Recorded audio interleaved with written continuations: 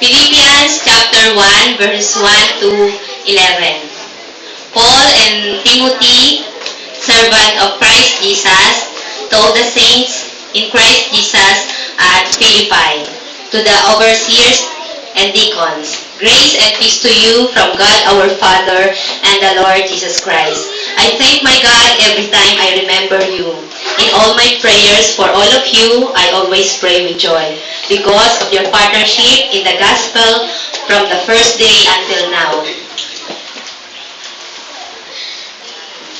Being confident of this, that he who began a good work in you will carry it on to completion until the day of Christ Jesus. It is right for me to feel this way about all of you, since I have you in my heart. For whether I am in chain or defending and confirming the gospel, all of you share in God's grace with me. God can testify how I long for all of you with the affection of Christ Jesus. And this is my prayer, that your love may abound more and more in knowledge and